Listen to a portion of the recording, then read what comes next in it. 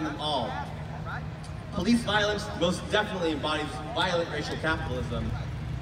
The historical origins of police go back to their function as slave catchers and agents of genocide against the indigenous people.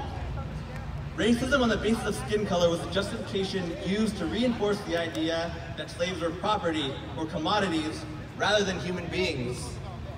Slavery and the enforcement of racial subjugation is what first led U.S. police to carry guns.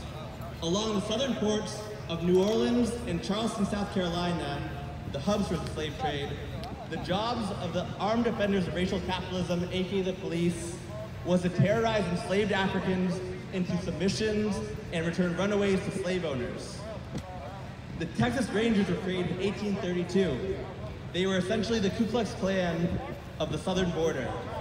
In addition to massacring Mexicans in the occupied land that became the state of Texas, the Rangers were tasked with eradicating the Cherokee and Tawakoni peoples whose land they were stealing.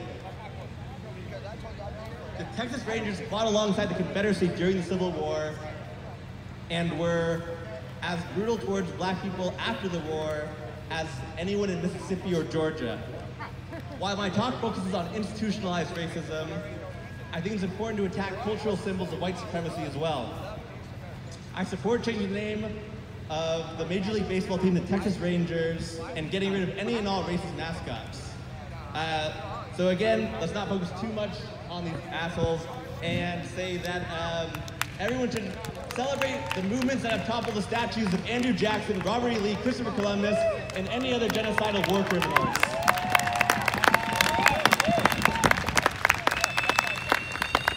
I 1,000 or 1,312% support these efforts. It's a scientific fact that if you desecrate any of these monuments or burn a stolen Confederate flag, I'll probably buy you a beer.